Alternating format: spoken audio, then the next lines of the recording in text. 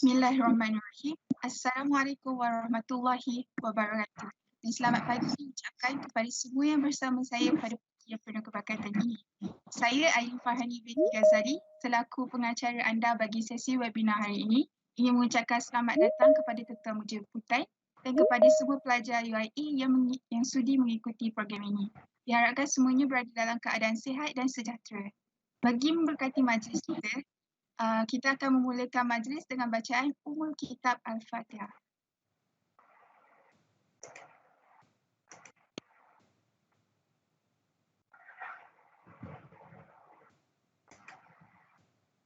Ya Rabbal Alamin. Hadirin sekalian, majlis dengan segala hormatnya menjemput penceramah kita, Puan Azihan Ahmad, Ketua Unit Bahagian Pemasaran dan Pembangunan Perniagaan dari Suruhanjaya Syarikat Malaysia untuk membuka topik webinar yang bertajuk Prosedur Pendaftaran Perniagaan, Skim Pendaftaran Perniagaan Prihatin. Dipersilakan Puan Azihan. Okay, terima kasih saudari pengacara majlis. Boleh Is it dengar tak discussion suara saya? Mai? Boleh jelas tak? Ya, jelas. Okey, jelas. Terima kasih. Okey, Assalamualaikum warahmatullahi wabarakatuh. Selamat pagi, salam sejahtera. Okey, terlebih dahulu saya ucapkan terima kasih kepada pihak UIA, khususnya saya dipanggil ini anjuran Fakulti atau Jabatan Pengurusan Perniagaan UIA. Okey, atas kerjasama dan berkolaborasi bersama dengan SSM bagi penganjuran sesi taklimat berkaitan pendaftaran perniagaan, khususnya skim pendaftaran perniagaan prihatin. Okey, saya difahamkan hari ini bukan sahaja golongan daripada pelajar UIA sendiri, tapi ada juga daripada usahawan B40 di bawah projek unit keusahawanan yang juga bersama kita pada pagi inilah. So diharapnya sepanjang sesi taklimat ini semua dapat memanfaatkanlah apa yang akan saya kongsikan, terutama kepada para pelajar lah, yang mana saya percaya lepas ni mungkin ada di antara saudara dan saudari yang akan keluar sebagai orang kata usahawan lah, atau menjadikan perniagaan itu sebagai satu kerjaya lah. Okay.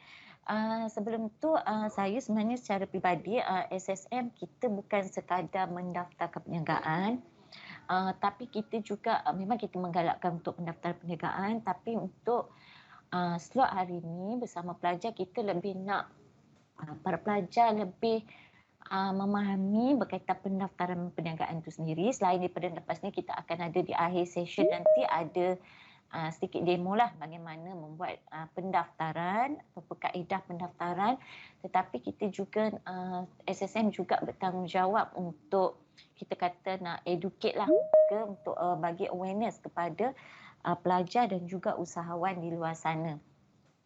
Okey, terlebih dahulu saya nak kenalkan dulu diri saya. Seperti mana saudari pengacara tadi pun dah ada maklumkan. Saya Puan Azihan binti Ahmad. Saya merupakan Ketua Unit Pendaftaran Perniagaan, Seksyen Pendaftaran Perniagaan, Bahagian Pemasaran dan Pembangunan Perniagaan, SSM Ibu Pejabat. Tetapi penempatan saya adalah di Pejabat SSM UTC Kuala Lumpur, di bangunan Pudu Central. Okey, sebelum saya terus lagi dengan kita punya topik hari ini, sebenarnya saya hari ini tidak kesorangan. Kita ada juga tim SSM yang bersama dengan saya yang akan assist juga saudara dan saudari sepanjang sesi taklimat pada hari ini. Kita ada, saya juga bawa juga saya punya pegawai daripada Seksyen Pendaftaran Perniagaan, ada Puan Murni Lawati. Dan juga saya bawa juga untuk bantu saudara-saudari nanti daripada unit pemasaran SSM, Encik Muhammad Zaim yang akan bantu juga tuan-puan nanti di akhir session lah. Okay, so saudara-saudari nak belajar mengenai kaedah pendaftaran, di akhir session nanti kita akan ada kongsikan sikit lah.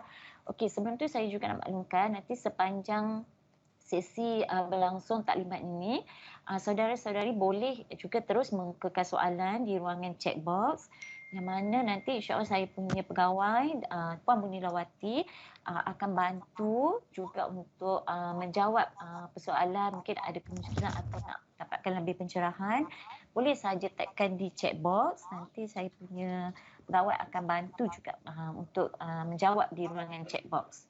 Okey, mungkin saya minta saudara Zaim boleh kongsikan slide.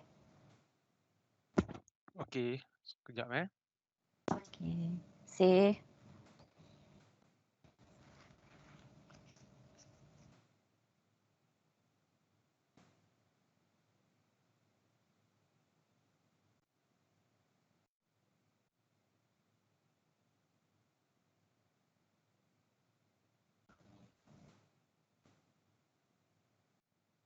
Okey, taklimat kita hari ini seperti mana yang telah wawarkan dan dimaklumkan oleh saudari pengacara juga tadi, taklimat kita adalah taklimat skim pendaftaran perniagaan prihatin SPPP lah. Okey, seterusnya.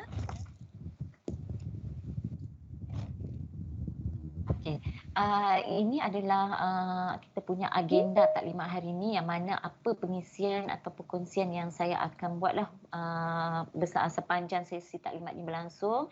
Bermakna bukanlah kita sekadar berkongsi macam saya maklumkan tadi berkaitan dengan SPPP tu, tapi kita juga akan berkongsi sedikit berkenaan SSM tu sendiri, dan juga kita akan sharekan juga satu produk SSM, dan di akhir nanti kita akan ada selain pada Q&A dan juga demo lah.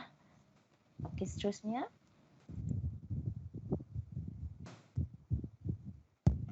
Okey, sejarah penubuhan SSM. Okey, saya percaya mungkin ramai di kalangan para pelajar dah familiar dengan SSM. Okey, sekarang ni dah banyak di media sosial, di website kita pun ada website sendiri, kita pun ada media sosial juga. Nanti boleh pelajar boleh follow juga SSM.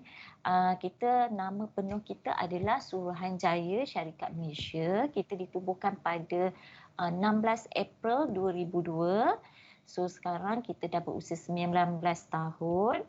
Okey, kita sebelum ini SSM ni adalah dua badan yang berbeza. Dulu kita adalah sebuah badan kerajaan lah sebelum 2002, iaitu Pejabat Pendaftar Syarikat dan juga Pejabat Pendaftar Perniagaan, yang mana kita digabungkan, kita membentuk Suruhanjaya Syarikat Malaysia.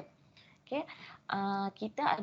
SSM adalah merupakan sebuah badan berkanun di bawah Kementerian Perdagangan Dalam Negeri dan Hal Ehwal Pengguna. Mungkin familiar dengan KPDN HEP, SSM adalah di bawah KPDN HEP. Okey, seterusnya.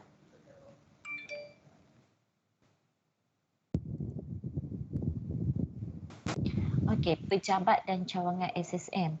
Okey, suka saya nak kongsikan di Malaysia ni, daripada Perlis sampai ke Sabah, Sarawak, di Labuan, kita ada cawangan kita di semua negeri dalam Malaysia. Okey, memula daripada kalau nampak ada cawangan di Kanga sampai ke Sabah. Okey, yang kita punya ibu pejabat adalah di KL Central, Menara SSM at Central. Mungkin kalau yang familiar atau pernah nampak, kalau pernah lalu di KL Central, kita ada menara di situ. Itu adalah ibu pejabat bagi SSM lah. Macam tadi saya maklumkan saya berada di UTC, so UTC Kuala Lumpur lah. Okey, di bangunan Pudu Central. Okey, seterusnya. Okey, fungsi utama SSM. Okey, sebelum kita terus kepada yang ni, saya nak maklumkan. Okey, SSM sebenarnya mungkin di kalangan pelajar juga, mungkin bukan sahaja pelajar, orang luar pun lebih kenal SSM. Mungkin tahu kalau pelajar nak daftar bisnes dengan SSM, nak daftar niaga dengan SSM.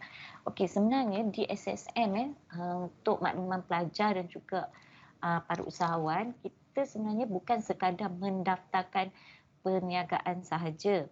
Kita juga mendaftarkan syarikat, atau kita kata memperbadankan syarikat, dan juga mendaftarkan perkongsian liability terhad.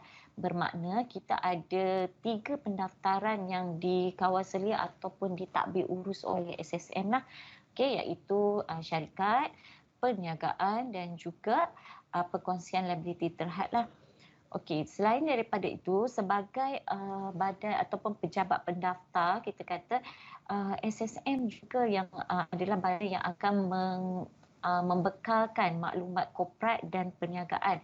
Maknanya info-info berkaitan dengan perniagaan, maklumat korporat tu maklumat berkaitan syarikat, perniagaan itu juga adalah dikeluarkan, dibekalkan oleh SSM. Selain daripada tu, kita juga selain daripada operasi berkaitan pendaftaran perniagaan, syarikat dan perniagaan, kita juga ada section ataupun bahagian khas berkaitan dengan penguatkuasaan lah, yang ini yang akan kita, kalau kata mudahnya, kalau untuk pemahaman, untuk buat pemeriksaan di premis, untuk buat penguatkuasaan, inspection semua tu, kita juga ada bahagian khas yang mengendalikan penguatkuasaan lah, iaitu kita kata mengawal selia jugalah yang itu. Dan terakhir kita nampak pusat latihan korporat.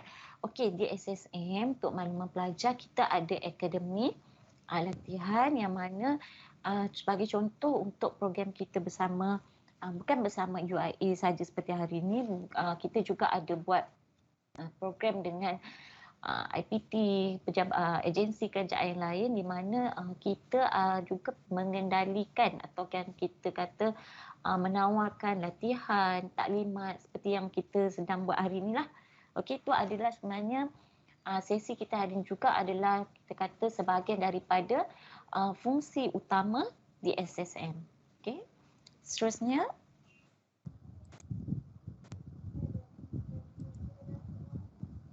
okey, ni kita kata dah masuk kepada kita punya topik ataupun kita punya agenda utama hari inilah, iaitu berkaitan entiti perniagaan. Okey, mungkin di slide saya, saudara-saudari, usahawan, semua pelajar akan nampak ada 3 perbezaan pada slide saya ni kan. Okey, untuk makluman semua, okey, hari ni saya nak maklumkan kita pengkhususan adalah kepada pendaftaran perniagaan. Tetapi sebagai untuk pengetahuan, untuk makluman, saya dan juga tim ni kita kongsikan jugalah berkaitan entiti-entiti lain untuk pengetahuan, untuk ambil maklumlah untuk pelajar-pelajar juga acknowledge supaya di SSM ni kita juga ada entiti lain, iaitu Sdn Bhd dan juga PLT. Tetapi khusus untuk hari ini kita akan fokus kepada pendaftaran perniagaan. Oleh kerana kalau ada sebarang soalan yang menjurus kepada pendaftaran perniagaan, boleh ditanya terus di ruangan chat lah nanti. Okey, kita pergi kepada yang pertama. Kalau kita nampak entiti pendaftaran SSM, seperti saya dah jelaskan tadi, kita ada 3 jenis entiti pendaftaran, iaitu perniagaan, syarikat dan PLT. Kita tengok yang pertama, kalau dari segi nama, setiap satu ni mempunyai kita kata ciri-ciri ataupun karakter ataupun karakteristik yang berbeza. Okey, dia unik. Setiap daripada satu ni dia tak mempunyai ciri-ciri dia memang berbeza lah. Okey, pertama yang jelas kita tengok dari segi nama pun dia dah berbeza. Okey, nombor 1 tu kita nampak dari segi nama mungkin pelajar lebih familiar kalau biasa nampak kata enterprise, trading, resources dekat papan-papan tanda ataupun kedai. Kita tak perlu pergi jauh, mungkin di kawasan sekitar kediaman pun kita selalu nampak kan hampir ke semua kedai, tak kisahlah kedai runcit ke demi akan mempamerkan papan tanda nama yang mana kita nampak kebanyakannya ada perkataan enterprise kan, ada yang ada perkataan Sdn Bhd. Okey, kalau enterprise, trading, resources bermakna dia berdaftar dengan pendaftaran perniagaan lah, seperti mana yang saya akan kongsikan hari ini lah.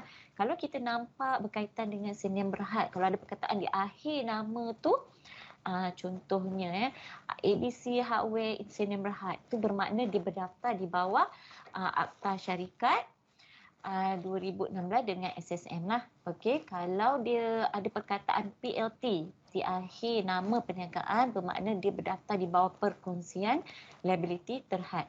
So untuk 2 entiti ni saya tak akan mengulas lanjut lebih kepada ini, tapi untuk makluman saudara-saudari boleh kata tengok daripada apa yang saya dah kongsikan di kita punya paparan slide lah. Okey, seterusnya saya nak bercerita lebih detail berkenaan dengan perniagaan. Okey, pertama tadi saya dah kata berkenaan nama. Okey, nama ni pelajar boleh membuat dua pilihan nama untuk mendaftarkan perniagaan, iaitu sama ada nak menggunakan nama seperti kad pengenalan. Maknanya sebagai contoh, kalau saya maknanya mendaftarkan nama Azihan binti Ahmad. Contoh kalau nama dia Abu bin Ali, so dia akan daftar sama seperti mana tercantik pada kad pengenalan.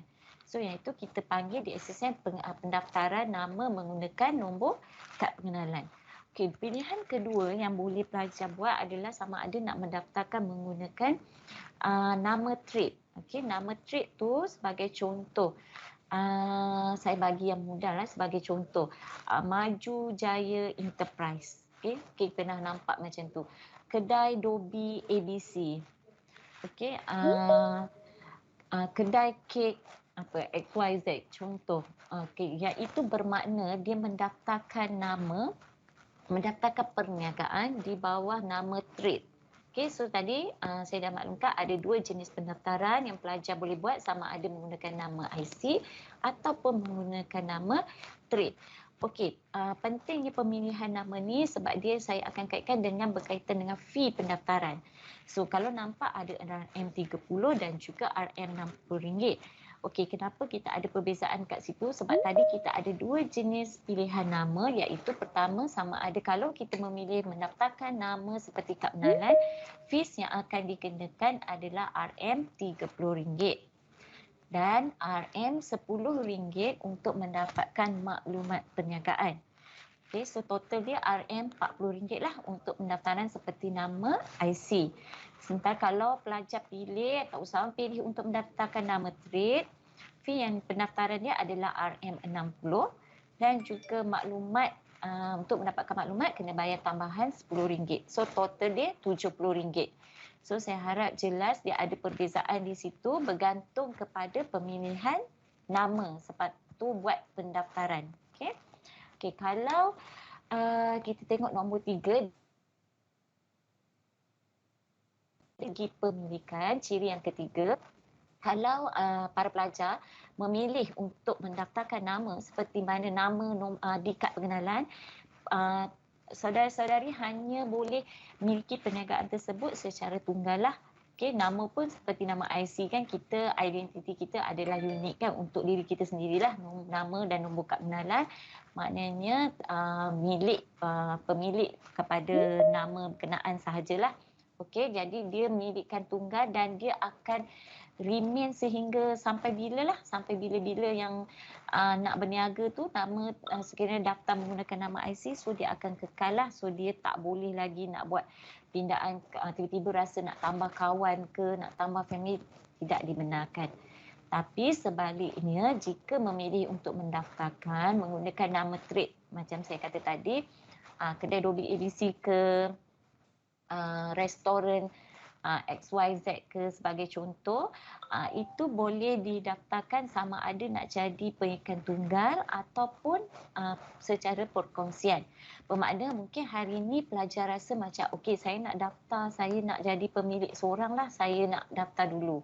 Okey, lepas tu dah lama, mungkin lepas dah tamat pengajian, dah grad, rasa macam nak teruskan dengan perniagaan, kemudian nak tambah family ke, nak tambah adik kawan ke, nak tambah macam-macam, nak tambah partner, kata macam nak kembangkan lagi kan, so nak tambah rakan kongsi, kita benarkan. Maksudnya perkongsian dibenarkan untuk yang mendaftarkan nama perniagaan menggunakan nama trade. Okey, syarat yang tu jelas, kalau daftar guna nama trade, so perniagaan tu boleh jadi sama ada milikkan tunggal ataupun perkongsian. Tetapi jumlah maksimum untuk dalam perniagaan tersebut, ahlinya rakan kongsinya atau kita sebut partnership tu, partner tu tidak melebihi 20 orang. Maksudnya minima 2 orang, maksimum 20 orang sahaja dalam satu-satu perniagaan. Tapi mungkin ada pelajar atau usahawan cakap, boleh tak saya nak ada 5 bisnes? Boleh, kita benarkan. Saya nak ada 10 perniagaan, boleh tak? boleh kita benarkan. Ada yang nak berniaga dengan family, kemudian ada pula nak buka lagi, nak berniaga bersama dengan mungkin rakan sama-sama student, mungkin ada lagi nak berketat. Yang tu kita benarkan tapi tidak melebihi 20 orang dalam satu-satu perniagaan. Okey, apa yang lain daripada sebagai usahawan ataupun peniaga lah kita kata, selepas mendaftarkan perniagaan, sebenarnya saudara-saudari nanti bila dah bergelar usahawan atau peniaga juga sebenarnya mempunyai satu lagi tanggungjawab untuk memperbaharui pendaftaran perniagaan. Okey, kita nampak kat situ pematuhan tahunan. Okey, saya ambil contoh bila mendaftarkan perniagaan, sebagai contoh kata esok dan tak mendaftar, kita mendaftarkan perniagaan untuk tempoh contoh 1 tahun bersamaan 12 bulan kan. Okey, sebelum berakhirnya 12 bulan tu, mungkin pada bulan ke-10, bulan ke-11, saudara-saudari boleh, memang perlu memperbaharui pendaftaran perniagaan tersebut. Okey, kalau apa jadi kalau tak memperbaharui? Okey, sekiranya lewat memperbaharui daripada tarikh tamat pendaftaran yang telah dibuat tu, tuan-puan akan dikenakan denda lewat lah, ataupun kita senang sebut compound lah. Okey, dan sekiranya lewat lagi dari telah melebihi tempoh 12 bulan daripada tarikh yang dah tamat tu, perniagaan tu secara automatiknya kita kata telah tamat lah. So apa yang perlu dibuat hanyalah perlu kena daftar balik lah, kena back balik, berdaftar semula balik. Okay, kena buat semula pendaftaran baru, kerana perniagaan itu dah tak valid. Memang kita kata dah luput dah selepas sebab dah melebihi tempoh 12 bulan daripada tarikh pembaharuan yang boleh dibuat. Sebenarnya macam saya kata tadi, ini yang saya nak kongsikan bukan sekadar kita mendaftarkan perniagaan. Sebenarnya peniaga dan usahawan juga perlu tahu tanggungjawab selepas mendaftarkan perniagaan. Okey, kita tengok yang nombor 6, kelayakan untuk mendaftar. Okey, yang ini paling ramai juga yang tanya. Saya rasa mungkin student pun nak tahu layak ke tidak untuk mendaftar. Okey, yang ini warga negara. Okey, kalau kalian nampak kat sini, warga negara Malaysia. Ini pemegang MyKad lah. Okey. Nombor 2 kita dapat permaustatin tetap. Permaustatin tetap ni di pemegang PR lah. Dia warna merah kalau tak salah saya, dia punya kad pengenalan. Dan berusia 18 tahun ke atas. Okey, saya percaya kalau penuntut IPT kebanyakan ni mesti dah berusia 18 tahun dan ke atas. Okey, 18 tahun maksudnya dah mencapai umur. Okey, kalau kata dia punya tarikh lahir pada bulan 12, pada tahun yang usia dia masuk ke 18 tahun, maknanya dia kena tunggu sehingga sampai birthday dia. Senang, kalau birthday dia bulan 12, tahun tu dia masuk 18 tahun, dia tunggulah sampai birthday dia. Bukan bermakna kalau birthday dia bulan 12 tapi bulan 1 dia dah nak berdaftar dengan SSM, yang itu kita tidak benarkanlah. Maksudnya dia belum mencapai usia 18 tahun dan ke atas. Okey, kalau ni saya nak bagi maklumat tambahan juga sebab tak ada di sini. Okey, sebab kita faham pelajar mungkin daripada pelbagai kan, ada dari negeri lain-lain kan. Okey, pendaftaran perniagaan di bawah Akta Pendaftaran Perniagaan hanyalah terpakai kepada perniagaan yang dijalankan di Semenanjung Malaysia. Okey, Semenanjung Malaysia, kata daripada Perlis sampai ke Johor, utara, selatan, timur dan barat, tengah, semua yang itu terpakai, dan wilayah Persekutuan Labuan sahaja. Okay, so kita nampak kat sini dia hanya terpakai 2, Semenanjung Malaysia dan wilayah Persekutuan Labuan saja. Okey, apa terjadi pada Sabah dan Sarawak? Okey, pendaftaran perniagaan di bawah Akta Pendaftaran Perniagaan dengan SSM tidak terpakai di Sabah dan Sarawak. Okey, so kita hanya terpakai bagi alamat perniagaan di Semenanjung Malaysia, Persekutuan Labuan, kerana di Sabah dan Sarawak pendaftaran perniagaan adalah terikat dengan kita kata ordinan ataupun takbir urus oleh PBT di kedua-dua wilayah berkenaan lah, maknanya di Sabah dan juga Sarawak. So dia tak tertaluk kepada Akta SSM yang seperti mana yang saya kongsikan pada hari ini lah. Okay. Yang terakhir kita nampak kat perbezaan ni adalah pendaftaran. Kita nampak ada easybiz.ssm.com.my. Saya percaya mungkin ada yang student dah dah pernah akses, mungkin ada yang familiar, mungkin pernah dengar kita punya portal ni. Okey, pendaftaran perniagaan dengan SSM sekarang lebih mudah secara atas talian, tak perlu langsung hadir ke pejabat SSM. Jangan bimbang, student memang boleh buat di lokasi masing-masing, tak kisah di rumah ke, di hostel ke, kat mana saja boleh buat terus. Hanya perlu melayari portal easybiz.ssm.com.my. Nanti penjelasan lanjut di slide saya seterusnya dengan juga di masa sesi demo lah.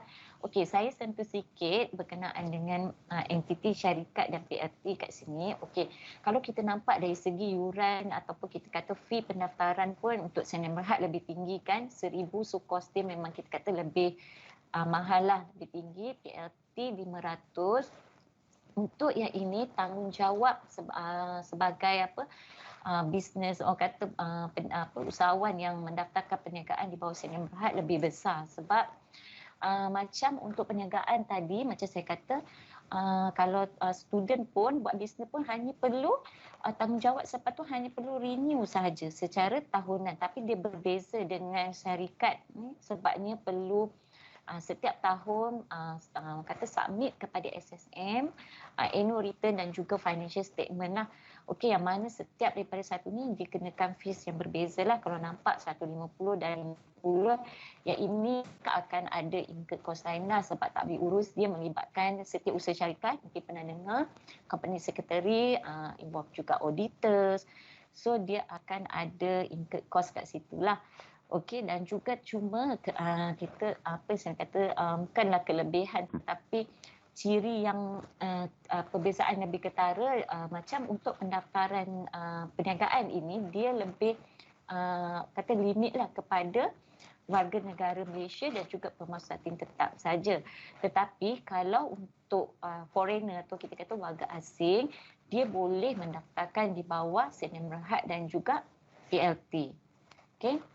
Secara peribadi atau personally, saya memang kalau orang mungkin ada juga yang usahawan tanya, saya rasa kalau student mungkin lebih prefer kepada pendaftaran perniagaan kan. Tapi kalau orang luar macam saya pun personally akan kita kata cadang atau galakkan pendaftaran perniagaan. Mula dengan pendaftaran perniagaan sebab kos yang lebih rendah, pengurusan yang lebih mudah dan juga tanggungjawab selepas mendaftar ke perniagaan tu kata tak perlu terikat dengan sangat, cuma hanya perlu memperbarui perniagaan. Okay, next.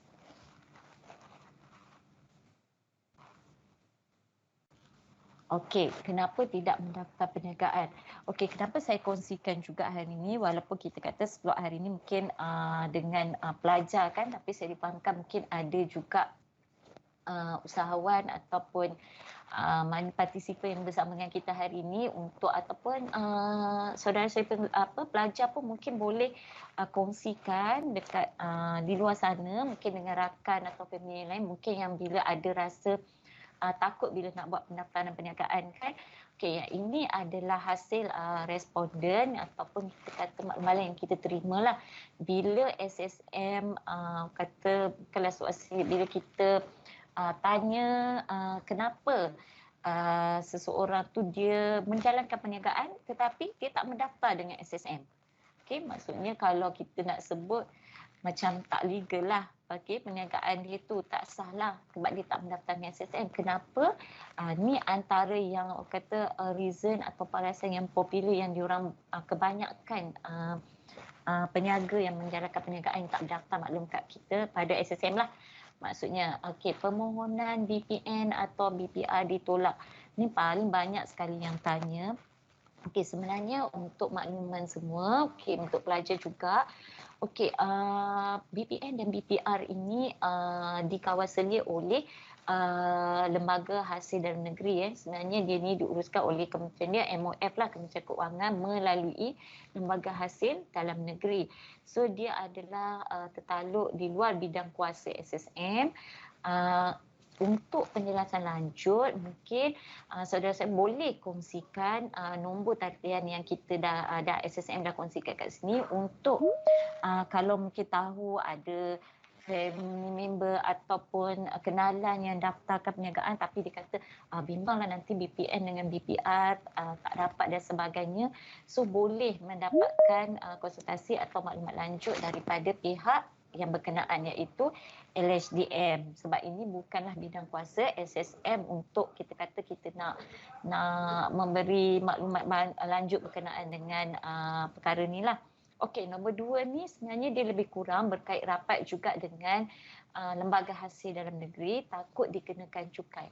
Okey, sebagai pelajar juga saya nak kata bukanlah educate juga bagi awareness juga sebenarnya untuk sebagai rakyat Malaysia ataupun nanti dah nak bergelar, mungkin ada nak bergelar usahawan atau memilih perniagaan sebagai kerjaya, sebenarnya mendaftarkan perniagaan dan juga membuat taksiran cukai itu adalah dua benda yang berbeza, tetapi kedua-duanya adalah tanggungjawab kepada peniaga itu sendiri. Okey, sebagai peniaga dia sebenarnya bukan sekadar peniaga, sebagai rakyat Malaysia kita juga bertanggungjawab sebenarnya untuk membuat taksiran cukai dengan lembaga hasil dalam negeri.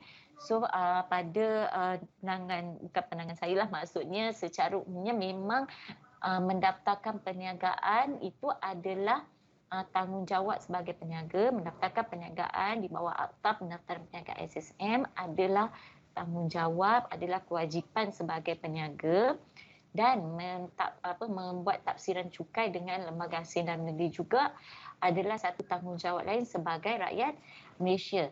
Sebenarnya dikenakan cukai, isu dikenakan cukai ini biasanya dia akan ada serta kata kriteria ataupun syarat tertentu sebenarnya yang telah ditetapkan oleh lembaga hasil dalam negeri. Mungkin sebenarnya para usahawan boleh mendapatkan konsultasi terus dengan pihak LHDN untuk bantu dari segi inilah membuat taksiran cukai lah, kerana bimbang dikenakan cukai kan untuk menjalankan perniagaan berdaftar. Okey, nombor 3, berniaga secara kecil-kecilan. Okey, yang ini saya rasa paling banyak juga involve dengan student. Banyak mungkin yang buat perniagaan secara online, ada yang buat dropship, agent, okey. Ada yang tanya saya ni ada buka kios, mungkin ada buat part time kan, sebagai student sekarang banyak. Saya tak pasti, mungkin belum balik ke sepenuhnya ke IPT kan, mungkin masih mengikuti kelas secara online, mungkin ada juga buat bisnes online. Okey, semua jenis semua aktiviti ini sebenarnya perlu berdaftar dengan SSM. Okey, saya ulang, semua bentuk perniagaan ni sama ada online, offline, dropship, agent, part time, semua wajib mendaftar dengan SSM. Okey, yang ini kerana taksiran di bawah SSN, macam mana nak tahu saya ni perlu berdaftar ke tak? Okey, saya bagi dengan perkataan yang lebih mudah, sebenarnya aktiviti jual beli. Okey, kalau para pelajar ada buat aktiviti jual beli ataupun bagi servis, bagi perkhidmatan yang mana mendatangkan keuntungan ataupun kita dapat profit, dapat untung, dapat hasil, iaitu daripada hasil aktiviti tersebut. Maksudnya jual barang ke, bagi perkhidmatan ke, dengan tujuan mendapatkan hasil, keuntungan, profit, perlu berdaftar dengan SSM. Saya percaya setiap walaupun tak kisahlah student buat online business, motifnya mestilah bermotifkan untuk mendapatkan profit kan. Jadi ianya memang perlu berdaftar dengan SSM. Okey. Nombor 4, untuk hanya miliki lesen premis dari PBT. Okey, ini juga saya nak maklumkan, sebenarnya mendaftarkan dengan SSM iaitu berbeza dengan lesen PBT. Okey, SSM ni bermakna sebagai bukti perniagaan saudara-saudari berdaftar dengan SSM di bawah Akta SSM. Sebaliknya yang PBT ni lebih kepada kebenaran beroperasi di premis. Okey, di premis contoh mungkin di KL, kalau saya ambil contoh mungkin nak beroperasi di KL di bawah DBKL, okey, di sekitar Bandaraya Kuala Lumpur, okey, dia perlu dapatkan lesen premis daripada PBT tu di BKL. Itu berbeza. Yang SSM ni nak daftar untuk bisnes. Okey, so bila kita SSM ada buat pemeriksaan di premis-premis, contoh saya ambil di sekitar Lembah Kelang ni, So yang lesen untuk premis PBT tu lain, lesen untuk SSM ni kita panggil lesen atau perakuan pendaftaran perniagaan dengan SSM. So yang itu ada perbezaan ya, sebab takut ramai yang confuse, dia kata oh saya dah daftar dah dengan ni, tapi sebenarnya dia tidak berdaftar dengan SSM. So harap yang ini student semua jelas. Mungkin ada yang tak tahu tak benda ni, mungkin nanti lepas ni saudara-saudara boleh kongsikan lah. Okey, yang nombor 5 kewajipan mendaftar, mungkin benda ni sekarang boleh saya kata tidak berapa relevan lah lagi, kata tak tahu untuk mendaftarkan perniagaan lah atau kewajipan mendaftar dengan SSM. Okey, nombor 6, lokasi pejabat. Okey, dulu memang kita banyak terima, kata bukanlah rungutan, mungkin kita banyak terima lah kata saya jauh sebab tu saya tak boleh datang, nak daftar dan sebagainya. Okey, sebelum tercetusnya pandemik ni, sebenarnya kita di SSM sendiri, kita dah implement, kita dah mengguna pakai pun pendaftaran secara online mulai 2018 lagi sebenarnya. Sebelum kita dunia dilanda COVID pada 2020, kita dah buat pendaftaran secara online, bermakna peniaga usahawan tak perlu pun datang ke pejabat SSM, hanya buat pendaftaran melalui portal easybiz.ssm.com.my.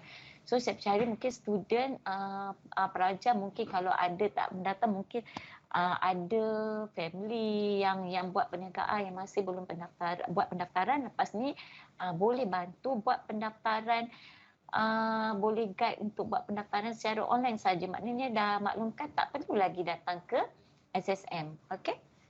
Seterusnya,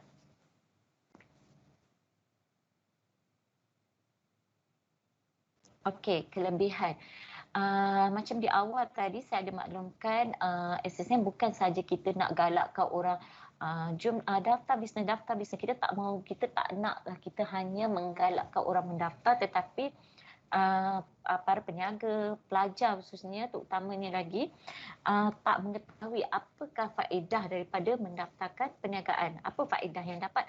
Cakap oh daftar, bukan sekadar mungkin ada sebelum juga kita ada terima maklumat kata okey saya mendaftarkan kerana keperluan pelajaran, keperluan silibus, keperluan fakulti, keperluan mungkin IPT yang minta buat pendaftaran dan sebagainya. Okey, so sebenarnya selain daripada faktor-faktor tu, kita nak juga pelajar aware dan sedar tentang kelebihan dia mendaftarkan perniagaan dengan SSM. Okey, sebaik saja nanti pelajar dah buat pendaftaran, nanti dah lulus, makna kita akan bekalkan sijil perakuan perniagaan, kita dapat lesen tu, senang sebut lesen, biasa sebut lesen, sijil perakuan pendaftaran perniagaan dan juga maklumat perniagaan. Okey, yang mana kedua-dua ni boleh disimpan sebagai bukti perniagaan tersebut berdaftarlah diperakui sah di sisi undang-undang. Okey, katalah mungkin ada yang pelajar dah tahun akhir ke, kemudian nak teruskan nak berniaga selepas ni kan. Okey, kalau dah ada pendaftaran dengan SSM, lebih mudah. Mungkin nanti nak berurusan dengan pihak ketiga, nak cuba dapatkan kontrak ke, nak cuba buat kerjasama ke dengan agensi ke, pihak-pihak lain ke. Oh, saya dah buat pendaftaran dengan SSM. So, pihak-pihak ketiga akan lebih yakin untuk berurusan dengan saudara-saudari yang mendaftarkan perniagaan lah. Okey, nombor 2, menikmati pelbagai insentif pinjaman dan latihan. Okey, bukan sekadar dalam situasi yang sekarang ni, sebelum ni pun memang sebenarnya dah banyak insentif bukan sekadar bila sebut insentif mungkin ramai fikir insentif berbentuk keuangan saja. Sebenarnya sebagai usahawan atau peniaga juga sebenarnya penting juga dapatkan insentif berbentuk bukan keuangan. Okey, macam latihan, macam untuk mendengar tu lah taklimat, mungkin banyak kursus-kursus percuma, banyak lagi benda-benda yang lain yang akan membantu lagi untuk menjadi peniaga yang berjaya.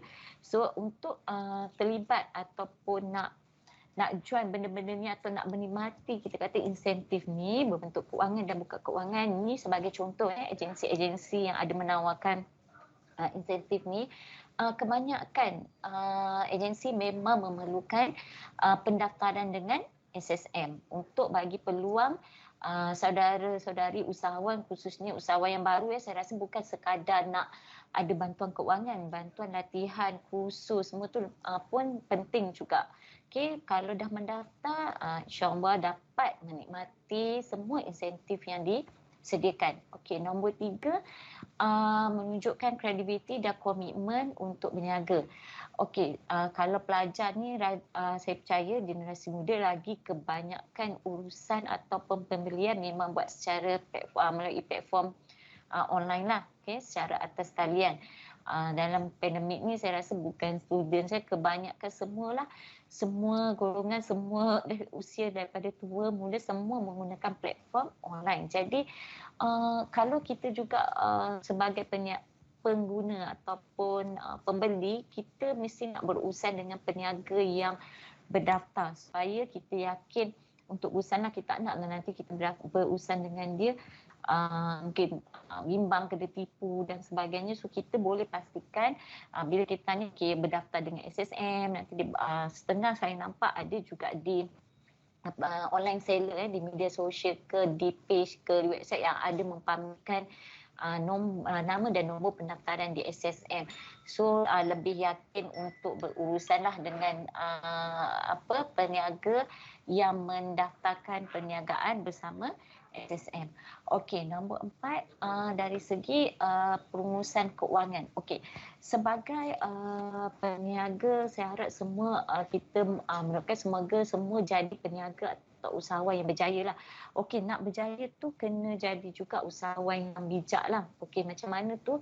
Maksudnya yang pertama untuk nak maintain ataupun nak kekal dalam satu perniagaan tu, pengurusan keuangan tu pentinglah. Okey, pengurusan keuangan perlu lebih terurus. So macam mana nak pastikan pengurusan keuangan tu lebih terurus?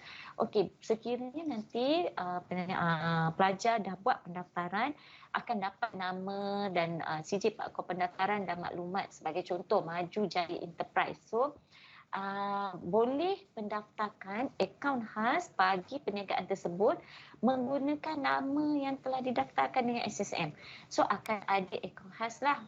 Contoh Maju Jaya Enterprise tu dah ada akaun khas hanya khusus untuk aktiviti perniagaan yang dijalankan. So lebih teratur lah perniagaan, tak adalah bercampur dengan akaun peribadi, dengan akaun orang kata personal, dengan bisnes punya akaun. Dan yang ni paling penting sebenarnya. Okey, kalau kita berurusan dengan online seller juga, biasa kan kita kata okey, boleh bagi maklumat nombor akaun tak, kita nak transfer dan sebagainya. Okey, kalau saya personally, saya lebih suka kalau dibekalkan okey, contoh ni lah, kita beli baju, kita nampak okey perniagaan ni dia bagi sila buat transfer payment kepada Maju Jaya Enterprise, scan number scan. So kita faham maknanya secara tak langsung sekurang-kurangnya ada save kat situ. Part tu kita nampak maknanya memang dia ni berdaftar dengan SSM. So, sebarang permasalahan mungkin seperti tu kalau timbul boleh dirujuk dengan SSM. Berbanding kalau dia daftar, kalau dia kata okey transfer je lah dekat saya Aziz Ahmad, contohnya kalau beli barang yang bernilai tak payah tinggal, mungkin kalau dalam 100-200 kita berusaha mesti kita nak dengan kita nak jaminan lah kan. So kita lebih yakin kalau kita rasa kita nak berusaha dengan orang yang memang menjalankan perniagaan secara sah lah, maknanya berdaftar. Terus.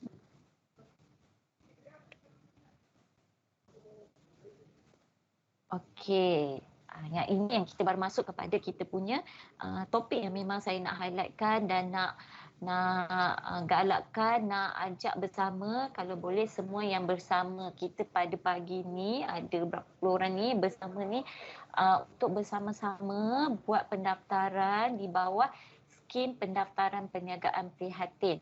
Okey, kalau nampak kat sini dia kata membantu golongan usahawan B40 dan juga pelajar IPT. Okey. Sekarang yang bersama saya ni, okeylah, dari kriteria pertama dia akan ada nanti di slide saya seterusnya, dia akan ada syarat-syarat yang lebih detail lah untuk saudara-saudari pelajar untuk kata join ataupun daftar bisnes di bawah SPPP ni. Okey, tapi secara umumnya okey, nampak okey pelajar UIA yang bersama kita hari ni, okey pelajar IPT, Okey, belajar sepenuh masa. Yang ni saya tekankan mod pengajian mesti sepenuh masa ya. Dan juga kita nampak ada perkataan secara percuma. Okey, tadi kalau perasan dekat slide awal saya tu saya ada cakap bayar RM30 lah, RM60 lah, maklumat RM10. Semua tu tak perlu. Tak payah FOC. Cuma perlu daftar sahaja. Buat pendaftaran, terus dapat maklumat dan juga sijil perakon pendaftaran. Dan SPPP ni dia untuk pendaftaran perniagaan bagi tempoh 1 tahun sahaja secara percuma. So maknanya lepas tu nanti bila dah tamat, sebelum tamat, sebaiknya sebelum tamat lah. Okey, macam saya kata tadi bulan ke-9, bulan ke-10, bulan ke-11, sebelum tamat para pelajar boleh membuat pembaharuan lah. Okey, pembaharuan untuk perniagaan yang didaftarkan di bawah SPPP ni. So SPPP ni kita bagi free untuk tempoh 12 bulan ataupun setahun sahaja. Okey, next. Okey, ini kita nampak okey, apa yang SSM tawarkan, okey fee pendaftaran. Okey, apa yang percuma, inilah yang percuma. Percuma fee pendaftaran. Jadi tak perlu buat apa-apa, hanya masuk kepada website kita, buat pendaftaran online, dapat selepas lulus, dapat sijil, dapat maklumat, itu sahaja. Tak perlu keluarkan sebarang kos, tak perlu buat apa-apa bayaran pun. Okey. Next. Okey, apa yang SSM tawarkan? Yang ini harap dapat dengar dengan jelaslah detail sebab kita bimbang ada juga permohonan yang kita terima dari pelajar yang mana kita terpaksa tolak, kita terpaksa query kerana tidak memenuhi kriteria yang ditetapkan di bawah SPPP. Okey, saya kongsikan kedua-dua. Dia adalah, kita kata tadi dia memang terpakai untuk dua kumpulan atau dua golongan iaitu kumpulan usahawan B40 dan juga pelajar IPT sepenuh masa. Okey, kita tengok dulu kepada usahawan B40. Okey, dia syarat pertama tu dia sama sahaja. Warga negara Malaysia, penduduk tetap, berusia. Itu dia ciri yang sama seperti mana pendaftaran yang perlu buat bayaran. Okey, ciri yang pertama tu sama. Dia perbezaan daripada ciri yang kedua dan ketiga. Okey, kalau usahawan B40, dia perlulah, dia adalah mesti pastikan diri dia tu penerima BPN dan juga BPR. Okey, BPN 2.0 dan BPR. Nanti di slide saya seterusnya boleh tengok contoh dokumen ataupun lampiran yang perlu dilampirkan lah. Kenapa kita kata penerima bantuan ni? Sebab nanti di masa buat pendaftaran tu kita perlukan supporting document ni. Okay? Kita kata dokumen sokongan ni perlu dimasukkan di dalam sistem kita lah untuk kita proses. Okay, nombor 3. Tiada rekod entiti perniagaan. Yang ini yang paling banyak juga kita query. Sebab apa?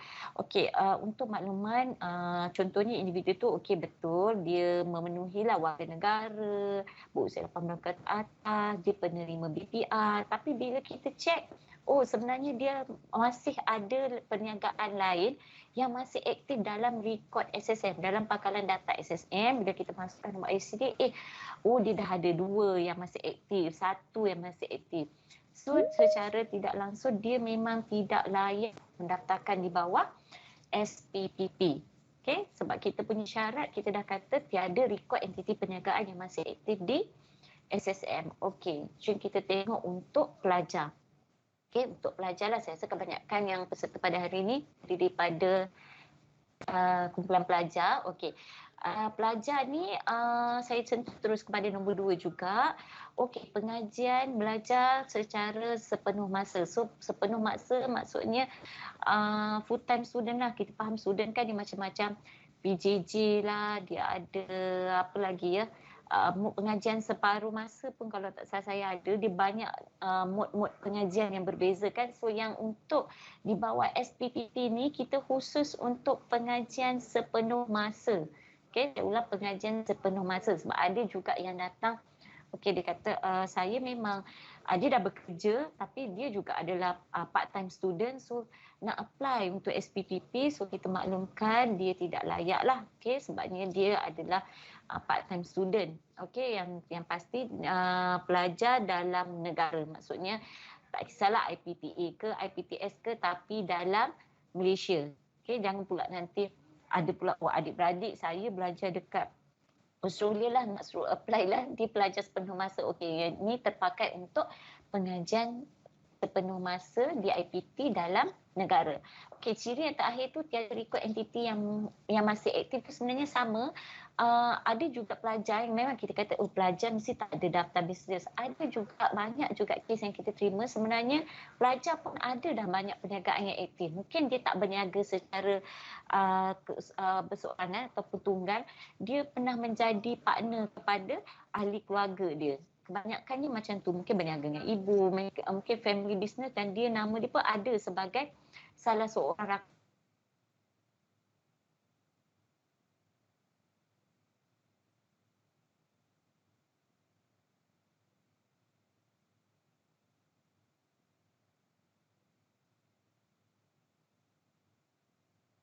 dengan SSM. Okey, seterusnya.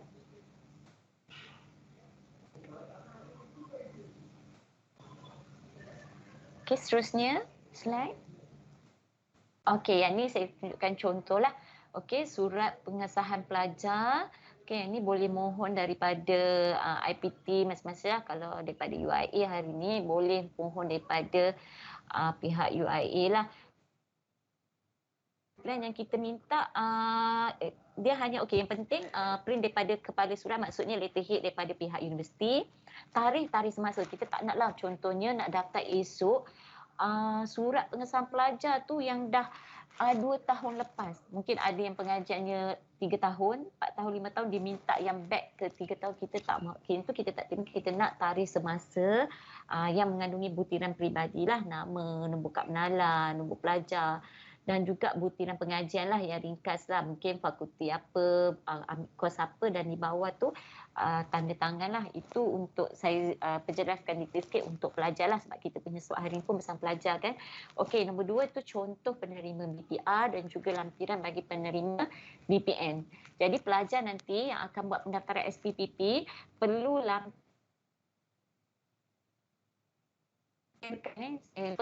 lampirkan surat pengesahan pelajar IPT. Kebanyakan kita cek semua dah layak, dah okey, tapi tak lampirkan pula dokumen ni. So kena curi lah. So permohonan tak dapat diluruskan secara terus lah.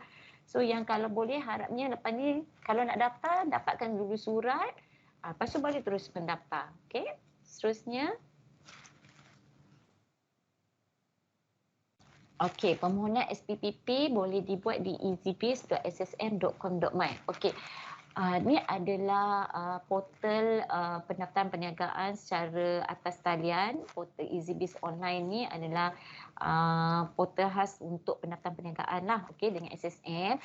Saya nak galakkan pelajar, faham pelajar kalau nak search kita memang mudah lagi, kita pakai dekat Google kan, terus je, okey, masuk terus nak search, okey, kata nak cari EasyBiz, search EasyBiz. Tapi untuk yang pendaftaran perniagaan ni, suka saya nak galakkan masuklah melalui website SSM, www.ssm.com.my. Nanti akan ada quick link dan boleh tekan pada EasyBiz, akan ada perkataan EasyBiz. So dia akan bawa kepada pautan easybiz.ssm.com.my. So mengurangkan risiko para pelajar dan juga usahawan untuk membuat pendaftaran. Sebenarnya nak daftar percuma, dah tersalah, dah termasuk kepada fake account yang sekarang kan. Saya rasa student pun memang aware benda-benda yang online kan macam-macam. So untuk tu saya memang minta sangat pelajar masuklah kepada website kita yang betul dan buat pendaftaran yang betul di pada EasyBiz, portal ni easybiz.ssm.com.my. Okey, seterusnya. Okey, yang ni tata cara. Okey, mungkin pelajar boleh ambil masa sekejap untuk scan yang ni. Ini nanti di bahagian demo, di hujung session nanti slot demo pun akan ada tunjuk sikit. Tapi kalau untuk reference, mudah nak reference boleh tengok pada ni lah, kod QR tata cara pendaftaran perniagaan SPPP lah. Okey, seterusnya. Okey, ini berkaitan dengan pendaftaran perniagaan di bawah SPPP. Okay, kita dah selesai. Ini adalah saya nak kongsikan juga satu produk di bawah pendaftaran perniagaan lah, iaitu kod QR Bistrust. Okay, ini kita punya logo lah untuk kod QR Bistrust. Ni dia punya kod QR dia. Okay, nanti kita tengok apa produk ni seterusnya. Okey, kod QR SSM Bistrust ni jangan bimbang, pelajar akan dapat, bukan pelajar, sesiapa yang mendaftar ke perniagaan SSM melalui portal EasyPay akan dapat secara percuma. Okey, nanti bila buat pendaftaran akan ada kata akaun pengguna sendiri. Di dalam portal pengguna, akaun pengguna tu kita akan ada attach benda ni, apa, kod QR SSM Bistrust dengan syarat pendaftaran perniagaan mesti berstatus lulus dulu. Dah approve, barulah benda ni akan ada dalam akaun pengguna saudara-saudari masing-masing. Okey, dia ni kita beri, saya ulang, percuma. Okey, daftar perniagaan percuma, dapat maklumat percuma, dapat kod QR percuma. Okey, saya rasa ni sangat berguna terutamanya untuk untuk student terutama yang banyak buat perniagaan online kan. So boleh tampal dekat website, boleh tampal dekat portal, dekat page, dekat Insta, pelbagai. Okey, boleh tampal kod QR ni yang mana dia berfungsi sebagai semakan maklumat entiti perniagaan lah. Okey, kita tengok dia punya faedah dia.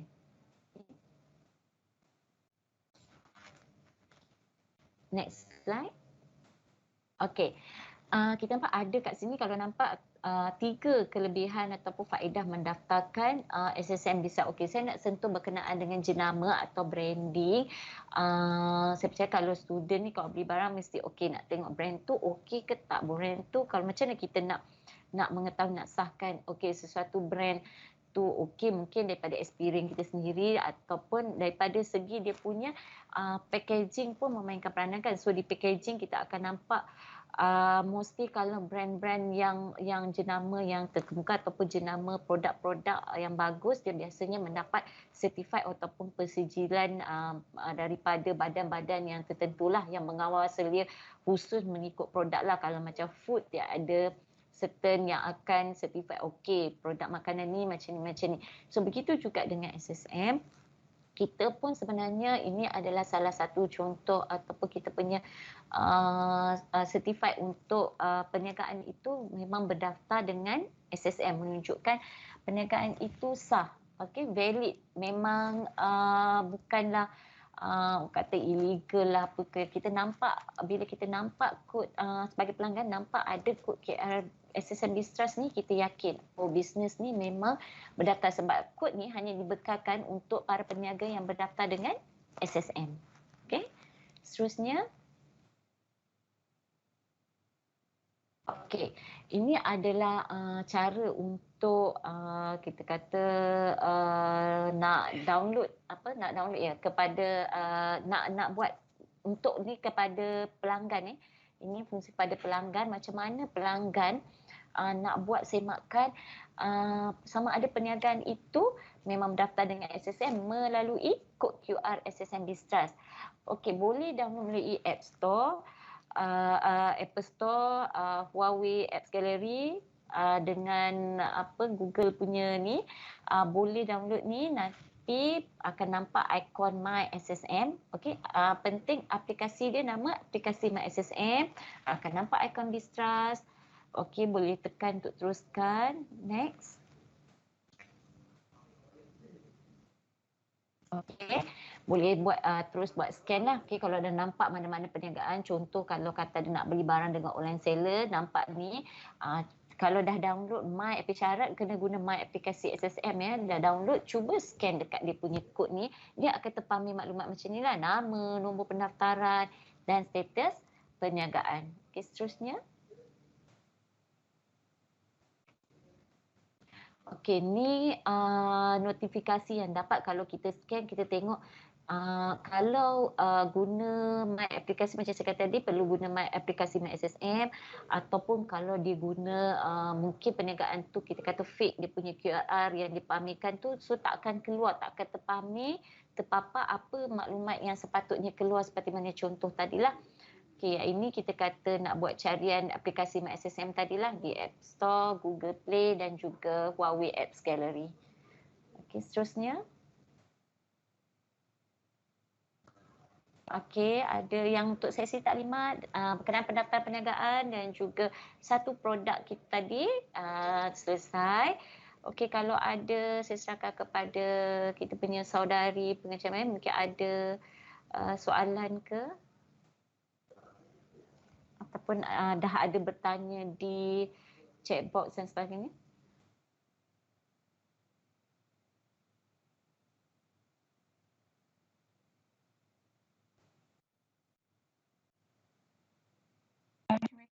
Azihan atas pendedahan berkaitan SSM dan penjelasan sebentar tadi. Kita tanpa membuang masa, majlis diteruskan dengan sesi soal jawab. Kepada para pelajar, anda boleh mengemukakan pertanyaan kepada Puan Azihan dan pihak SSM yang lain di dalam chat box ataupun boleh saja buka mikrofon untuk bertanya.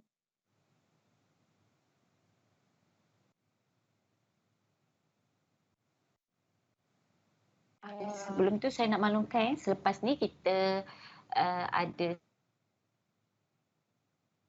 untuk demo lah untuk bagaimana membuat pendaftaran perniagaan. Okey. Assalamualaikum. Salam. Saya Farah. Saya nak tanya, kalau untuk student, mana yang lagi recommended untuk kita daftar guna nama sendiri ataupun nama perniagaan? Lagi satu, Okey. masa nak pembaharuan tu, cas dia sama dengan cas awal-awal masa kita bayar yang sepatutnya tu. Okey. Terima kasih pada yang bertanya, Farah ya tadi. Okey. Dua soalan yang pertama tadi, mana lebih recommended? Okey, sebenarnya saya kata tadi kedua-duanya kita kata tu dua-dua tu optional lah. Okey, sama ada nak gunakan nama IC ataupun nama trade kan tadi, nama perniagaan. Sebenarnya untuk future ni ini saya punya personally lah, tapi sebenarnya perniagaan saya suka nak katakan para pelajar ataupun usahawan bebas untuk memilih nama, nak guna nama IC ke ataupun nama trade. Cumanya mungkin nampak dari segi kelebihan sedikit sekiranya mendaftarkan nama trade. Kerana kalau future katalah lepas nak tamat pelajar lagi setahun, 2 tahun, sekarang ni bisnes tunggal. Mungkin nanti bila dah tamat pelajaran nak bisnes, nak ajak family members ke join, kalau menggunakan nama trade boleh jadi perkongsian. Tapi sekiranya macam Saudi Farah tadi katalah mendaftar dah menggunakan nama personal, so perniagaan tu memang limit, maknanya seorang sajalah, memang Saudi Farah saja yang akan menjadi mungkin ada bahasa nak kembangkan, nak tambah partnership kan. So kalau yang itu mungkin lebih kata sesuai ataupun menjurus kepada perniagaan didaftarkan dengan menggunakan nama trade. Okay, tetapi apa-apa pun kedua-dua nama ni kita kata kita memang optional pada peniaga lah ataupun usahawan ataupun pelajar sendirilah. Cuma untuk future mungkin nampak kepada trade name lah. Kalau mungkin nanti bila dah maju dan sebagainya nanti lebih terikat kalau dah guna nama IC. Okey, nombor 2 tadi pembaharuan perniagaan. Okey, pembaharuan perniagaan ya, fees yang akan dikenakan sama semasa pendaftaran perniagaan. Yang keduanya ianya bergantung kepada jenis nama yang dipilih. Macam saya kata, kalau daftar guna pilih nama IC, fees yang dikenakan 30, bila nak renewal pun nanti 30. Kalau pilih nama trade, renewal pun fees sama dengan nama trade RM60. Okey, harap dapat menjawab soalan daripada saudari Farah tadi. Baik, terima kasih. Sama. Assalamualaikum, saya ada soalan. Salam. Okay, nama saya Kevin. Saya nak tanya, tadi pun ada katakan kalau buat under under trade name, maknanya contoh dia ada bisnes dengan family and dia boleh ada bisnes dengan kawan juga kan? Ya, betul. Saya nak tanya kalau dari segi type of business tu, contohnya dia sebelum ni ada bisnes baju and dia nak buat bisnes makan, boleh ke guna nama yang sama, nama trade yang sama lah. Dia tak payah tukar. Ataupun dari segi servis ke kena tukar. So, saya nak tahu benda tu lah. Faham ke? Maksudnya nak menggunakan nama yang sama tapi berdaftar dengan individu yang lain. Betul soalan tu? Sebenarnya saya nak fokus kat type tu lah, sebab sebelum ni contoh dia business type dia adalah jual baju. Tapi sebabkan type baju dengan makanan adalah berbeza kan. Okey. Dia boleh sama je. Okey. Walaupun sebenarnya. Okey, mungkin saya boleh terangkan sikit. Okey, sekiranya nak mendaftarkan jenis perniagaan yang bertanya tadi apa Hakimiyah. Okey, jenis perniagaan maksudnya nak campur-campur jenis perniagaan kan? Makanan, pakaian ke macam tu kan? Ya, betul. Okey, dalam satu nama pendaftaran perniagaan kan. Okey, ini boleh pergi kepada katalah memilih untuk mendaftar di bawah trade name sebagai contoh. Pemilihan nama tu perlulah atau lebih mudah kita kata pakai general name sahaja yang mana dia tidak menjurus kepada mana-mana bidang. Janganlah mendaftarkan perniagaan yang berbunyi macam kata catering, bakeries. Kalau macam tu bila nak buat penambahan bidang yang lain, contoh tadi kata nak berniaga pakaian pula, so dah tak boleh masuk pada tu. So untuk for the sake kita kata untuk mendaftarkan perniagaan tu kita mungkin fikir future nak ubah bidang pula, hari ni pakaian, makanan, nanti nak dobi pula, transport, pilihlah nama trade yang mana boleh merangkumi semua jenis perniagaan. Itulah saya bagi contoh mudah tadi, contoh Maju Jaya Enterprise yang tidak menjurus kepada mana-mana bidang perniagaan. Okey. Menjawab ke saudara Hakimin? Ya, menjawab. Okey, terima kasih. Okay.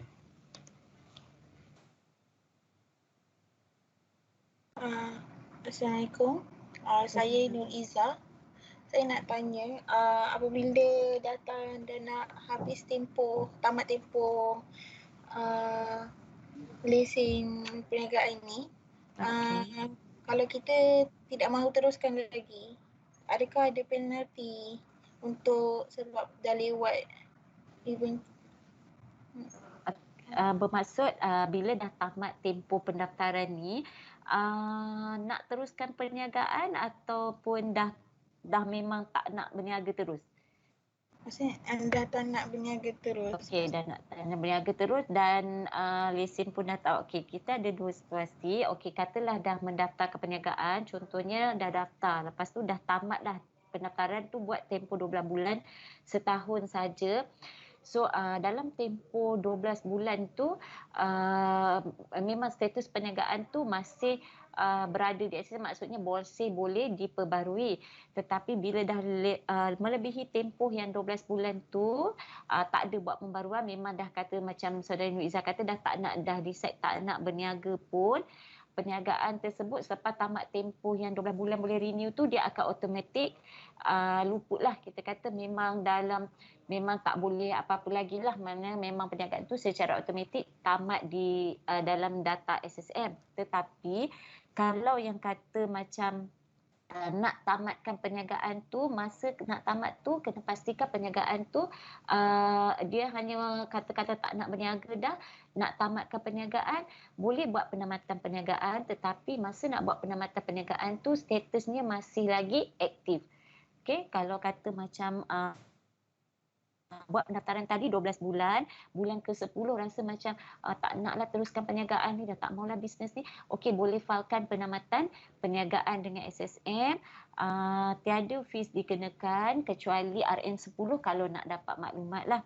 Okey, so dia ada dua situasi. Kalau tak nak berniaga tapi status perniagaan tu masih aktif, perlu buat penamatan perniagaan di SSM. Kalau tak nak berniaga selepas memang dah bisnes tu pun dah kita kata dah expired pun, perniagaan tu sebenarnya secara automatik selepas tempoh 12 bulan tu dia luput dalam data SSM lah. Okey, iaitu tidak perlu buat apa-apa. Okey, tak perlu pemaklum pada kita, dia secara automatik dah tamat dekat SSM. Okey. Menjawab ke Nur Izzah? Okey, terima kasih.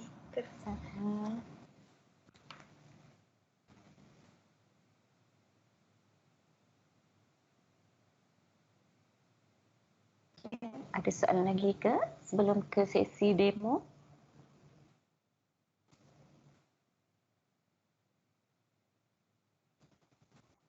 Assalamualaikum. Maybe last from Milah.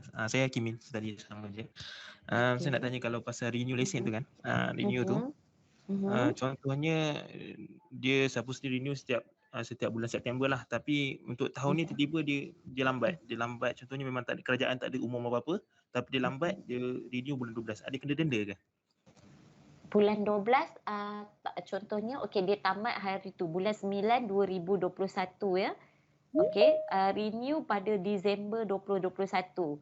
Okey, ni mengambil kira dalam situasi normal bukan ada insentif dan sebagainya, akan dikenakan denda lewat memperbaharui lah. Akan kita kata mudahnya kita sebut compound lah. Okey, compound ni dia diambil kira setiap 30 hari tu dia akan berjalan lah. Maksudnya booking kita delay sebulan ke 2 bulan, 2 bulan ke 3 bulan.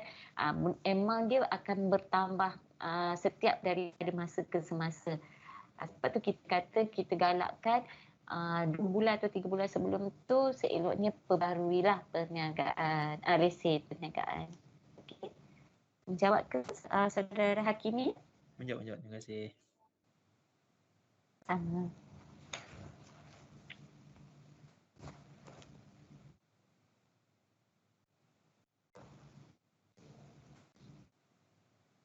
Ada soalan lagi ke dari para pelajar?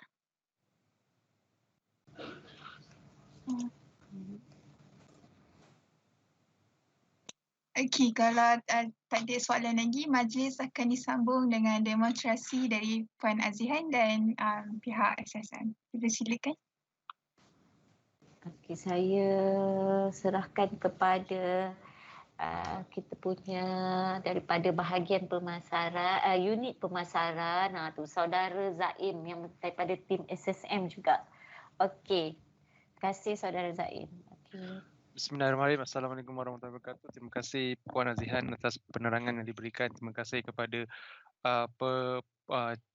Puan Pengerusi Majlis, Puan Kecil, saya minta maaf lah, Pengerusi Majlis. Terima kasih juga kepada pelajar-pelajar UIA yang saya hormati. Saya pun pernah pergi ke UIA dahulu. Kita buat kita buka kaunter di sana. Okay. So pada sekarang ni saya akan tunjukkan cara-cara kita untuk mendaftarkan perniagaan. Macam tadi Puan Azan cakap, kita punya pendaftaran perniagaan semuanya kita dah through online. Bermaksud tiada lagi kita memerlukan borang. Since daripada masa saya pergi ke UIA untuk buka kaunter di sana pun, saya dah cakap perniagaan semua secara online. Saya tak sure lah ada yang dah tahu ke, ada yang tak tahu ke, tapi saya nak tekankan kat sini, kita di SSM tiada lagi menggunakan online, dan di SSM pun para pelajar tidak perlu datang ke SSM sebenarnya untuk membuat pendaftaran. Okey, saya nak tunjuk contoh. Saya mohon saya share skrin sekejap.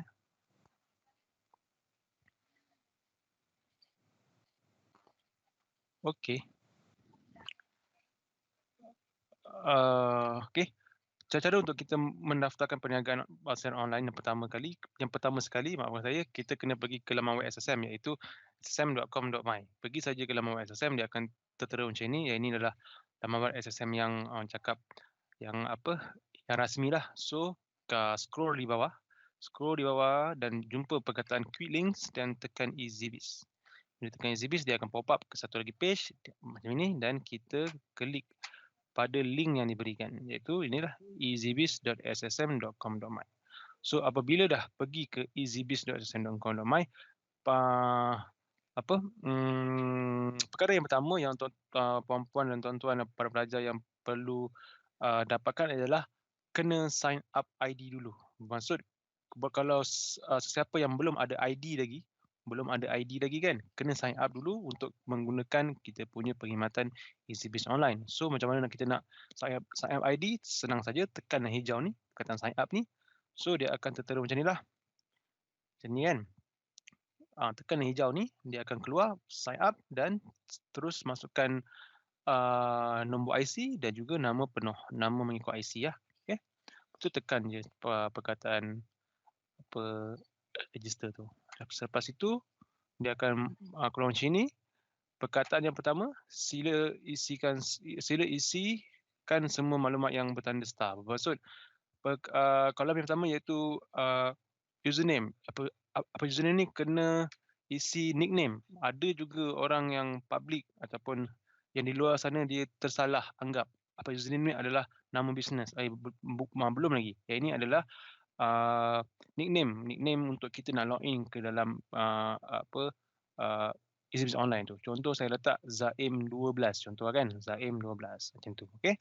Lepas tu password mesti kena ada satu huruf besar, satu huruf kecil dan juga nombor. Dan lepas tu email yang aktif tuan-tuan, sebab kita segala-galanya kita akan blast through email yang tuan-tuan berikan. Ada juga yang dah masukkan email, tiba-tiba dia nak tukar email. Bila nak tukar email dia payah sikit lah. Dia kena pergi ke office kita lah untuk kita nak tukarkan email dia tak boleh buat online. Email kena pergi office. Okay. So saya syorkan masukkan email yang betul-betul aktif. Okay. Selepas itu terus isikan semua maklumat yang diberikan ni, isikan semua scroll di bawah, lepas tu klik ni dan tekan save. Apabila tekan save, kita akan hantar notifikasi di email yang tuan-tuan dan puan-puan sertakan tadilah. So kena masuk kat situ. Okey. Apabila dah dapat email, terus saja sign in, tapi kenalah masukkan apa username dengan password yang tuan-tuan dan puan create tadi. Akan masukkan apa username dan password yang tuan-tuan create tadi, masukkan kod yang diberikan dan tekan sign in. Apabila tekan sign in, kita pergi ke yang nombor 2 ni. Kena klik user profile dan pilih user verification request. Bermaksud macam ini. Kalau dulu sebelum kita PKP boleh sign up, tetapi selepas sign up kena pergi ke office. Bermaksud selepas sign up dalam tempoh 2 minggu, kena pergi ke office untuk kita thumbprintkan jari-jari tuan-tuan dan puan-puan. Kita thumbprintkan jari untuk membuktikan itu adalah tuan-tuan dan puan-puan. Tetapi kita dah nama baik disebabkan MCO, office pun kita tak buka. Dulu masa fasa 1-2 kan, kita tak buka office. So kita buat macam ni. Tak perlu lagi thumbprint, tapi macam mana kita nak make sure yang itu adalah pemohon yang sebenarnya. So kita kena buat macam ni. Yang pertama, kita kena lampirkan 3 perkara ini. Yang pertama adalah salinan kad pengenalan depan dan belakang. Yang kedua, gambar yang jelas dengan pemohon memegang kad pengenalan di paras leher di ruangan upload selfie, bermaksud kena selfie bersama IC. Yang ketiga, kemukakan salah satu dokumen rasmi seperti lesen memandu, pasport, sijil lahir, bil utility atau dokumen rasmi. Yang paling banyak orang buat, dia orang masukkan lesen memandu. So 3 perkara itu tuan-tuan dan puan kena upload dalam kita punya sistem. Yang pertama, upload my card. Scan my card, upload dalam sistem lah. Lepas tu ambil gambar selfie, upload dalam sistem. Dan juga ambil gambar lesen memandu, upload dalam sistem dan tekan submit. Apabila tekan submit, kita pergi ke nombor 6 ni, permohonan yang diterima akan diproses. Sila pastikan semua dokumen yang dilampirkan mencukupi dan jelas untuk semakan dan kelulusan. Kenapa kita tekan macam tu? Sebab kita tahu nanti mesti ada orang yang salah hantar. So kita dah siap-siap tulis cara menjawab query. Query dia kebanyakan orang salah masuk tempat. Maksud dia ada yang tempat ruangan selfie dia masukkan ruangan lesen memandu, silap. Ada juga yang selfie dia tak clear. Dia selfie dengan dia IC dia tak clear, maksud dia IC dia blur kan. Kita tak boleh. Kita nak kena clear semua. So kita dah sertakan cara untuk menjawab query. Kalau kena query lah, kalau tak kena query okey lah. Kalau kena query, kena jawab query. Okey? Lepas tu kita ambil lah semua dah okey kan. Kita ambil selfie, dah sign up, dah upload IC, dah upload selfie, dah upload aplikasi madu. Dah okey ni, semua dah okey. Barulah tuan-tuan dan puan boleh sign in ke dalam kita punya laman web. Contoh, kita anggap yang saya dah buat semua dah. Saya dah sign up, saya dah semua dah saya dah buat kan, dah settle, barulah saya boleh sign in. So saya nak sign in, saya punya account EasyBiz SSN. Masukkan YJ, tekan je sign in. So apabila sign in, dia akan keluar macam ini. Ini adalah pop-up ataupun muka hadapan lah yang betul-betul yang tulen lah ini cara untuk mendaftar, dan saya suka menggalakkan tuan-tuan dan puan download segala yang kita berikan manual yang ada kat sini lah. Kita ada step-step untuk cara untuk mendaftarkan perniagaan, semua ada kat sini.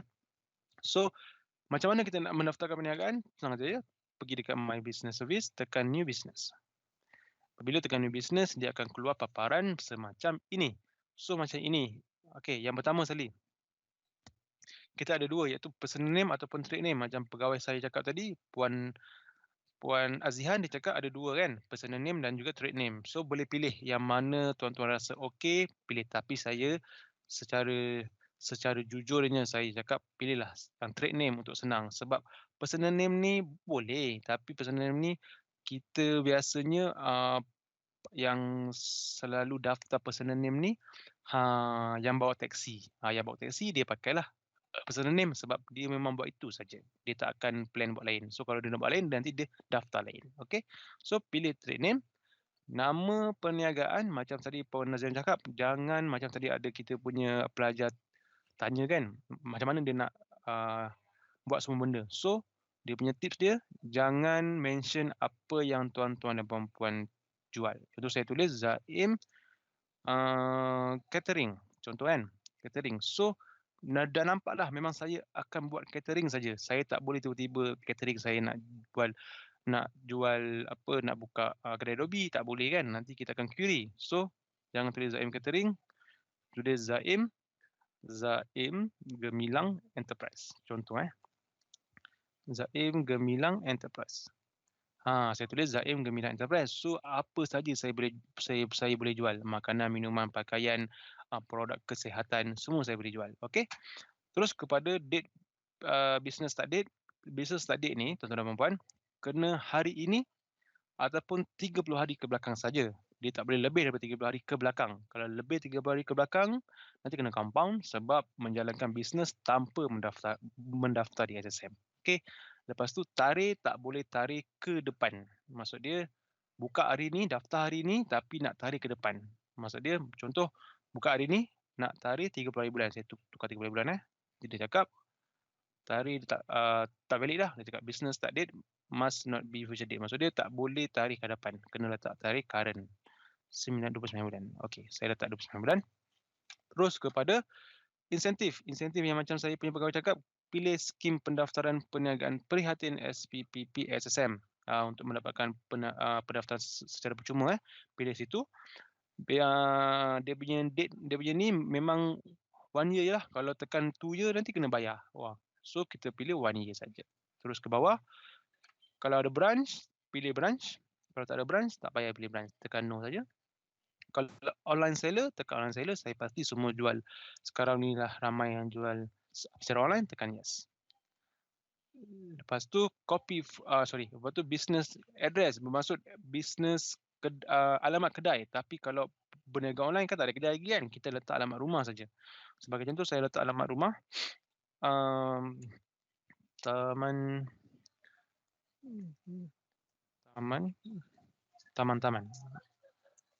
Contohlah taman-taman kan. Letak nombor telefon. Email, letak email yang rasmi. Yang bawah ni URL. URL ni bermaksud kalau tuan-tuan dan puan berniaga through online dekat Facebook ataupun kat IG, dapatkan dia punya link tu, paste dekat sini, dekat dalam kolom ni. Saya tak adalah. Lepas tu kita pergi sebelah mailing address. Kalau sama macam sebelah, tekan copy saja, nanti dia akan pop up. Dia akan pergilah ke sebelah tu. Dan terusnya tekan next. Oh, nombor telefon tak betul. Sorry. Okey, itu tekan next. Bila tekan next, dia akan pergi macam ini. Ini tempat di mana tuan-tuan dan puan harus wajib mengisikan apa yang tuan-tuan dan puan jual. So saya tulis menjual makanan dan minuman, pakaian, produk produk kecantikan. Ikan. Catering. Catering. Dobi. Nampak saya boleh buat semua apa yang saya nak buat. Kalau saya buat satu tadi kan, satu aja. Saya buat. Contohlah saya buat macam ni. Menjual makanan dan minuman, pakaian, produk kecantikan, catering dan hobi. Makanan dan minuman tu cukup. Sebab ada yang cakap saya nak, boleh tak saya buat macam ni? Saya nak tulis menjual makanan, lepas tu dia tulis makanan, mi goreng, nasi goreng, kuih goreng. Saya cakap dia, bang, itu dah menu. So jangan tulis macam tu. Tulis je makanan dan minuman. So semua sekali akan termasuklah makanan dan minuman tu lah, kan? Lepas tu tekan add business code. At least kena tekan satu business code. Saya scroll jap. Okay. Bila cakap please add at least one business code bermaksud kena pilih satu business code. Yang contoh yang saya paling jual kat sini, saya tulis saya jual makanan. So dekat keyword ni saya type makanan dan saya tekan search. Dia akan keluar macam ni kan. So pilih yang hampir saja. Pilih yang hampir saja. Saya pilih gerai penjaja makanan. Saya pilih satu. Saya scroll di atas balik. Saya tekan add selected code. So dia akan pergi kat bawah yang nombor 2 ni. Sebab yang business code ni adalah untuk kegunaan SSM. Kita tahulah di Malaysia ini berapa ramai yang orang jual makanan, berapa ramai yang orang jual pakaian. So nanti yang tertera di sijil tuan-tuan, yang tertera di tuan-tuan punya sijil nanti adalah apa yang tuan-tuan dan puan-puan type. So yang menjual makanan minuman ni lah yang tertera dekat sijil apa saya nanti. Okey. Lepas tu tekan next. Bila tekan next. Macam ni. Okey, tekan next balik. Okey. Ini adalah page yang last kali.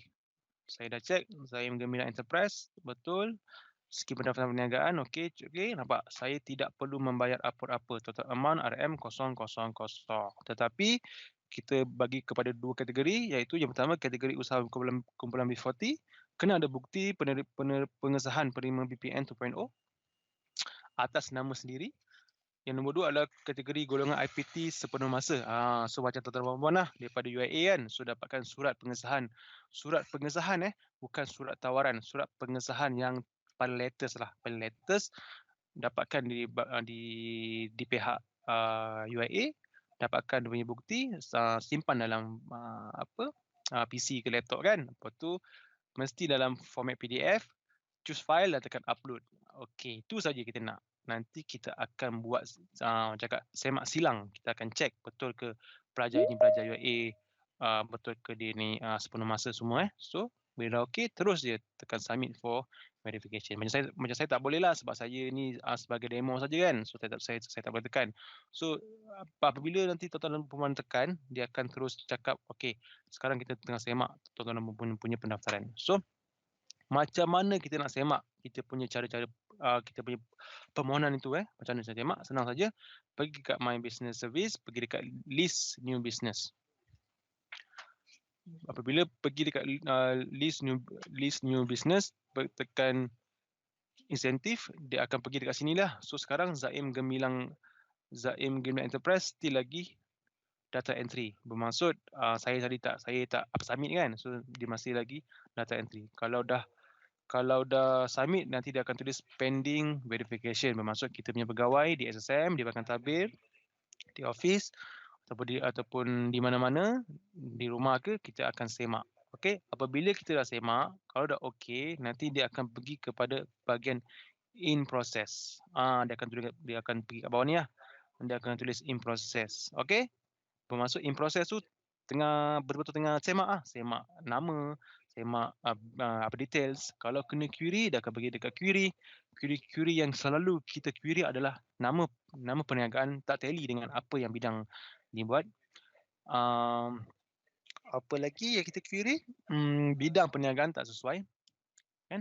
Kita query. So apabila kita query, kena jawab query. Ada juga kita punya pelanggan-pelanggan di luar sana, bila dia dah daftar dengan kita, SSM, dia daftar, dia diam je. Lepas tu dia cakap, kenapa kita service business tak ni lagi? Rupanya bila saya check, kena query. So tuan-tuan dan puan kena selalu update, kena selalu masuk untuk tahu query ke approve. Okay, kalau approve dia akan pergi kepada approve kat sini.